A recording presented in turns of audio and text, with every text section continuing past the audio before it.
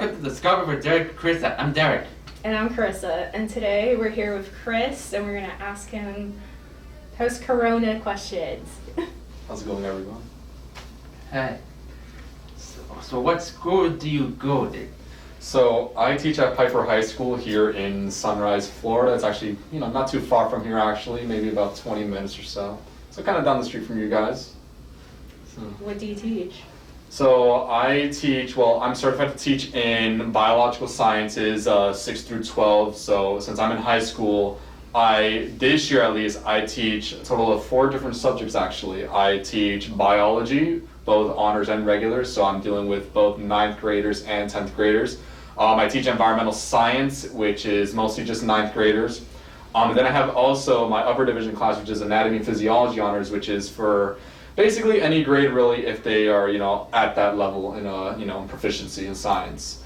So yeah, I can definitely say that I interact with every single grade. Oh, and then the 4th class I teach is not a science class actually, but it's a club and kind of like an organization called Latinos in Action.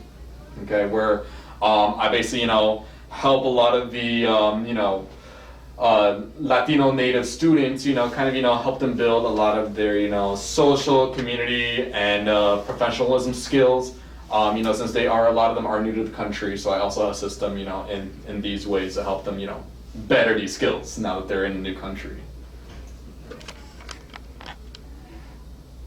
How's it going then this year than last year? Well, let me tell you, it is very, very different. Oh my goodness. I will say, right off the top of my head that I definitely feel like I'm doing a lot more work than I have with in-person school. And a lot of people think like, oh, well, you're teaching from home. What's so difficult about it? But you'd be surprised. It's like, if anything, it's not that it's like more work. It's just a lot of the work that I intended on doing for in-person class. Now I had to kind of, redesign it, redevelop it in order to accommodate for now the whole online learning situation. And even with that, it's now a matter of applying all this different tedious work just to make sure it actually works for all the students online. So that's one of the biggest things that is different from in person to now, because like I said, a lot of things that we would do in school, like whether it's in person, we have to modify it to make sure that we can do it online. A few other things that is definitely different, and it's funny, this one's kind of funny, but I can't monitor the students. So you figure I'm teaching on a computer screen. The students are also behind a computer screen. One of the rules, unfortunately, is that we cannot force them to have their cameras on. So I don't really know if they're even paying attention or, in class or anything like that. Especially, some of my morning classes, you figure high school starts at 7:40 in the morning. Nobody wants to be up at 7:40 in the morning. Us teachers don't want to be up at 7:40 in the morning. So we know for a fact there is a possibility that the students that are at home, in their bed, in their pajamas, they might, just log in for their attendance, but after that, I don't know where they're at, and I personally cannot do anything about that. So that's definitely another big difference, from being in person and doing online. And it's a really big struggle too, because, because I'm not monitoring the students, the fact that I can't monitor the students, it's like I ultimately cannot, see how, if they're paying attention to maybe help them prepare for a test and stuff like that. It's not like in class where I can say, hey, wake up, you need to take notes. Oh, you need to start your work, you need to do this. Online, it's kind of like, hi guys, do your work. But if you're in bed, do your work. Not really much I can do there. So that's another really a big difference. And then another thing, which, which is probably like the worst thing for me, because one of the main reasons why I became a teacher is definitely to build like this student-teacher relationship in it. So you figure now that we're online, it's like there's this big barrier, this big gap between the teacher and the student. So it's like I can't develop the same strong bonds or connections with the students this year than I could with my other previous years, because we're not there face to face. I cannot interact with them one-on-one. I don't know what their personalities are. I don't even know what some of them look like still, because their cameras don't work or they don't turn on their cameras. So, it's definitely a struggle there. So, I can only hope and pray that eventually coronavirus will, finally, let up and go away so we can all return back to normal school. Because let me tell you, like, I did not sign up to teaching to be doing everything online, because if that were the case, I would have just become an online teacher. So it's definitely a struggle. But we're pushing through, and we're just hoping for the best. As much as we can. So like I said, hopefully soon, once Corona is hopefully over, we'll be back in the classroom, and I'll be able to reconnect with the students and get rid of all these painstakingly difficult situations and go back to normal. So how do you think your kids are performing this year as compared to last year? That's a great question you bring up, because let me tell you, it's definitely it's very diverse that with that situation, because there are some students who were actually doing a lot better, but then at the same time there's also students that are doing a lot worse. I gotta be honest, the ones that are doing a lot worse is because they this situation has impacted them very greatly, whether it's in the family or themselves. Really, the ones that are doing worse, and I've already seen some experiences myself, not necessarily in my class, but in other teachers' classroom, how they will contact a parent and they said that their student just checked out. They're like, I don't want to do this. It's not the same. I miss normal school. So it's like, and it's really sad. So, you got this, former AAB student that's now, like, because Corona, now he's like getting a C or D because this is just too depressing for him. He doesn't like this. He's not getting that social interaction that they're used to getting, seeing all their friends, meeting their teachers, and just having an overall great time. Now they're just stuck inside. But now at the same time, and now I don't know if this is going to be true for everyone, but if you ask me, a lot of the ones who were not doing too well last year are doing a lot better this year. Now, I don't know why that is. I don't know if it's because, yes, they're at home, they can do things at their own rate, which technically is true. We do have our assignments set that they are allowed to submit whenever, which I don't agree to that rule because it doesn't teach them the responsibility, which obviously a lot of these, lack thereof, these different situations is going to, impact them in the future, but, we just got to do what we can. But, I will say that a lot of the slacker students that we've experienced in the past, they are showing an improvement, which obviously, we're not complaining, great, you're improving, but how are they improving? What is it that's making them improve? That's the unknown factor there, because maybe, yeah, they actually are, learning at home because they're in their home setting, they can learn better, or they could just be cheating the entire time. I really don't know, and once again, that's a struggle with online learning. Because I don't have control and I cannot monitor, I do not know what they're doing behind the computer screen. And that'll always be one of the biggest, difficulties with this online learning, the whole that I cannot monitor these kids. So when it comes to performance, like my students, we already have plenty of tests and quizzes. Some of them perform really well. Some of them are not performing really well.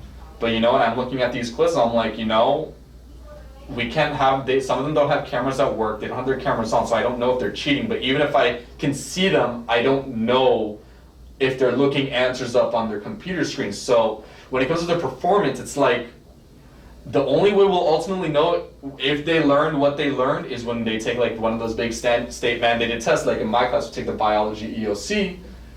By then, we'll actually find out if they were genuinely learning and genuinely, doing their work, without cheating.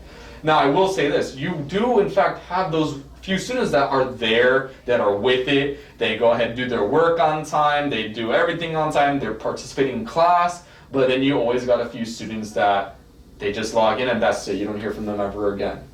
Okay, but like when it comes to their performance, it's really, you got the ones that are failing because they don't want to do it. This is a depressing time. And then you got the ones that are doing it, that show to be doing well. But the reason why they're doing well is a little bit of an unknown factor because we don't know what's giving them the opportunity to do well. How do the teachers do the adapting? So, when it comes to adapting to technology, let me tell you, it has been a pretty big struggle, especially at the beginning. I personally have adapted pretty well to that technology, so I kind of know how to use it. Obviously, the first weeks, of using the first few days, there have been issues here and there. I don't know where the mute button is. I don't know how to, change class. I don't know how to start a meeting, but a lot of that, came with, for me, like pretty fast within like a few days. But as for some other teachers, a lot of them, for example, they've never used this kind of technology before. So to them, this is like, it's basically their first year teaching again. And I feel bad for those teachers because, you figure you're teaching 20, 30 plus years, and for you to start back all over is just, must be very miserable for some of them. And that's one thing that I really do not like about technology, is because if something does go wrong with the technology, I as a teacher have really no control over it, especially with the Wi-Fi problems. Mind you, my school is a lower socioeconomic school, meaning that, in terms of money-wise, a lot of students come from lower income families. So, when it comes to technology devices and Wi-Fi, some of the students struggle with having those resources, okay? Actually, a lot of the students that were at my school, they had to borrow a laptop from the school, that they had to check out from the school, and crazy enough, our school actually ran out of laptops. We had to get more from other schools. So, right then and there, the availability of technology is already a struggle for some of them when it comes to adapting to this whole online learning thing, because what can you do if you don't have a computer? You just don't go to school, so they have to find some way to, adapt to that. And now with the Wi-Fi, well, since we're in a lower socioeconomic area, maybe some parents can't afford Wi-Fi. So they are over here struggling, probably using their hotspot on their cell phone or something like that, and see if that could work. So when it comes to Wi-Fi, I always have an issue with a student getting kicked out, a student emailing me saying, hey, I'm having Wi-Fi problems, won't be able to be on time in class, and it's like, me, I can't do anything about that. I just had to say, okay, I hope you're able to catch up when you get into class, and so I figured, with teachers, some were able to adapt pretty easily. Like, there's actually some teachers that actually prefer this, crazy enough. I personally don't, because like I mentioned to you guys earlier, I like that, that one-on-one interaction with the students. So I don't like doing this online learning stuff, but at least I was able to adapt. Some other teachers, though, this is their first time using technology. It's their first time ever using Canvas, which is our online platform that we use to teach and, give assignments and stuff like that. So they're over here like, I've never used this before. And now for the students, definitely for them, especially for the lower income ones, this has definitely been a very big struggle for them. And it's like, it sucks because some of them, they'll end up missing important deadlines because of something that's completely both out of mine and their control. So adapting to it is not the easiest thing for sure. So what would be an important takeaway from the current situation? Well, I will say this, ever since, this whole pandemic started with online learning, I've had plenty of students come to me and say, wow, I never realized how much I appreciated school and the work I did in it, and wow, I really miss going to school. You'd be surprised. Now, don't get me wrong, you still have plenty of students that are there, oh my god, I love this. This is way better than going to school in person, but that's a very small amount of the students, because deep down I know those students, they still wish they were at school to go interact with their friends. Because when you really think about it, that's how we got friends, that's how we made friends. We went to school and we interacted with them. So, that's one thing that Corona took away from us, that we realized, wow, like, we really took advantage of, being in school, being there in person, and same with the teachers. They never realized, like, how, important being in school was. So that could be, definitely an important takeaway there, realizing how important in-person learning actually is, not only for, just learning and all that, but also for the social emotional interactions that you gain from it. Another important takeaway, I guess you can say, is, what do you call it? It definitely, makes you realize how independent you're going to need to be in the future, because you figure when you're in school in person, you technically always have someone behind you saying, hey, you got to get this done, got to get this done, got to do this, got to do that, got to go be on time. Now with online learning, they don't have that person anymore, really. So now they got to build up their own independence without any sort of, person to lead them in that path. So, that's another important takeaway, that now hopefully in the future they'll realize that, they need to become more independent, because, if someone's always constantly there holding their hand, what's going to happen when they're gone, So especially with college, because, especially in my class, I always try to teach my kids, the college ways. So I always try to give them that independence. And it's like, sometimes they need a little bit of, hand-holding here and there, but, since we're online, we're not there, I can't control them. Once again, going back to that monitoring aspect of it all, it's like, you know, they're having struggles becoming independent right now because they don't have that hand to hold them to kind of lead them the way of how to become independent. What improvements do you like? So one of the main improvements that I want to definitely see in the future, if this pandemic doesn't decide to end within the next few months, like I said, I'm hoping for the best, the technology problems. Let me tell you, if there's nothing more irritating than even me as a teacher, if I'm having my own technological problems, you know, it's like I literally cannot do anything. So maybe if the school board can find a way to, you know, give us better internet access, giving the students a better, you know, opportunity with their internet access, you know, try to find ways to just make the overall technology issues go away, or at least limit them as much as possible, because, you know, because I can't control it, it just makes it more difficult on me and the students.